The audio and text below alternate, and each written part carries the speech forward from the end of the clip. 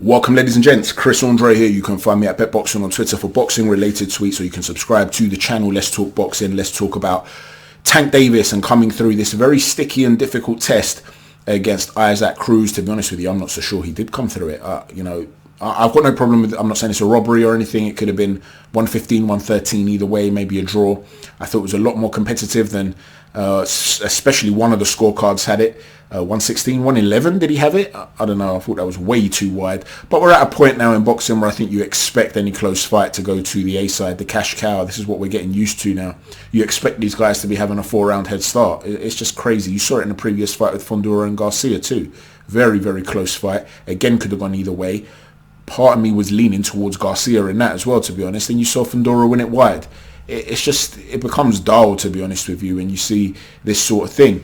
But like I said, I've got no problem with the result, and I do give Tank a lot of credit for coming through a guy who I feel was stylistically all wrong for him. So my critique is not of Tank in the ring. It's more to do with just the general way these fights are portrayed, by the commentary teams and stuff like that. I wish I could have sound, but have the commentary on silent, so I could still hear the thudding of the gloves and the atmosphere and stuff. And just not have to listen to some of the propaganda that goes on. There was a round, I think it was the third or the second, Cruz was landing some vicious body shots, and there was practically radio silence. And then Tank Davis throws an eye-catching uppercut that Cruz blocks. He throws his arm up, it hits the forearm stroke glove, and they're practically orgasmic. I mean, what is this, man? Like, you're insulting our intelligence, but the problem is you've got a lot of these fighters, they've got such die-hard fans that they will continue to sort of perpetrate the mythology of what we're being told is occurring, and they're supporting it. They're online saying, yeah, I scored that to Tank. He was landing the clean and effective counter punches. And I'm sitting there thinking, what are you talking about, man? Most of that was coming off of the gloves as he was coming in behind the tight guard and then winging away with these powerful body shots. I felt that early in the fight, it was Cruz's fight. The mid-rounds, Tank started to take over, and late on, it became very competitive. Whether Tank was injured or not, that's another story. We're just talking about the scoring, right? Towards the end of the fight, it was competitive, depending how you scored it. The point is, it was a toss-up fight, and you just knew that it wouldn't be a toss-up on the cards, right? But 115, 113, I've got no problem with a couple of the judges there, but you just know which way it's going to go. With regards to Tank, though, post-fight, he was asked about Kambosos, he was asked about Devin Haney, and then he just said, all of these guys, I'll take all of them, they're easy work, I'm the number one guy in the division. That's all well and good, but as good as Tank is, and he's a brilliant fighter, and like I said, I give him props for fighting a guy who was all wrong for him stylistically. Isaac Cruz was out-tanking Tank at points, coming into range, forcing his way into range, looking to punch directly after Tank's trying to punch, or catch a shot and then shoot, look to throw the individual powerful pot shot, one or two, shots together, either a short combination or a single pot shot. These are things that Tank does to other people, coming in low. He couldn't do that against Isaac Cruz. So stylistically, he was all wrong for him, and he still managed to find a way to come through it. So I give him props. But the fact of the matter is, when you're looking at the top guys in this division, you've got Tank himself, right? In no particular order. You've got Lomachenko, Teofimo Lopez, you've got Kambosos, you've got Ryan Garcia, Nakatani and Comey. They're without question proven based on the stuff they've done in the division, to be honest with you. You've then got guys like Rivera, Zepeda, you've got Linares, Cruz, maybe Rolly. You've got these guys that are sort of vying it out for who takes those last few spots in the top 10. If they are top 10 fighters, and if this particular guy, Isaac Cruz, or if it's Jojo Diaz is another one, if Jojo Diaz is a top 10 fighter in the division, they're just about top 10 fighters. They're guys that are vying for that. They're not in the top 6 or 7.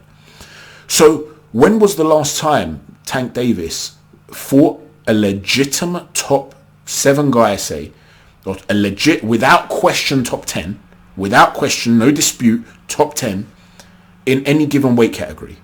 Pedraza is probably the last one. That was years ago. Don't tell me Leo Santa Cruz. He was coming up. So tell me who is the legitimate guy that he's been fighting of late in that weight category. He keeps talking about going to 140. Go on then. Go and fight Regis Prograis. Go and fight... I don't expect him to get a shot at Taylor straight away, but Prograis. Fight Teofimo Lopez at 140. If you want to stay at 135, why don't you fight Ryan Garcia? And I said this, because Ryan Garcia, listen, I said this online, and somebody said, I can't believe man said Ryan Garcia, he's all talk. He might be all talk, but has Tank Davis beaten anybody better than Luke Campbell? That's the best win on Ryan Garcia's resume. Has he beaten anybody? A bigger obstacle? I'm not talking about, you might say to me, Leo Santa Cruz is better pound for pound. As an obstacle, if you put Luke Campbell that fought Ryan Garcia against Leo Santa Cruz, little Leo Santa Cruz that fought Tank Davis, Leo Santa Cruz gets dealt with. So has he overcome a bigger obstacle than Luke Campbell? No, he hasn't. Now, I'm not sitting here trying to put Ryan Garcia on a pedestal because, quite frankly, in my opinion, he's been ducking Devin Haney. So I'm not sitting here trying to, put Garcia on a pedestal and say, yeah, you got to prove yourself against Garcia. The point is, a lot of these fighters aren't willing to take risks against each other. They're looking to fight C-level fighters and then hope to get a shot at all the gold. They're not trying to knock each other off in a bid to get a shot at the top dog. And I'm very consistent with my criticism of this. Back in the day, I was saying the same thing about David Haye, right? And people will know that I really rate David Haye for what he does as an ambush raiding heavyweight, small heavyweight, to jump inside, throw these big power shots. Michael Hunter's a guy that does it more recently. I like this style against bigger, more cumbersome, more powerful heavyweights. With David Haye, because he was so explosive with his punching power as well, it made him very dangerous. So I think he was a brilliant fighter. I wasn't undermining David Haye as a fighter, but if you look at the trajectory he took at heavyweight, there were a lot of top guys, whether it was Eddie Chambers, Ibragimov, Chagayev. He wasn't quite fighting those guys. He was fighting the likes of Ruiz, who were way past it. He was fighting Monty Barrett. Then he gets his shot at, he fought Audley Harrison. Then he gets his shot at Valuev, takes the belts, then he goes after Klitschko. I want to see these top guys fight the best, not just the elite, but the ones below them to get that shot. And even if you've had that shot and you've taken the belts, I want you to continue to fight top guys. Tyson Fury, who since, I don't know how long ago, 2012, I was saying this is the guy that is going to overthrow Vladimir Klitschko. The whole world was laughing. I used to get cussed on Twitter. You don't know anything about boxing, stick to ballet and all this, right? He's uppercutting himself in the face. And he went on, and I felt vindicated that night when he went on to beat Vladimir Klitschko. But you've beat Klitschko, you were out for a long time, you come back, amazing achievement to come back and do what you did against Deontay Wilder. Fantastic. But you still fought two A-level guys. I now do want to see you in the ring with the likes of Dillian White.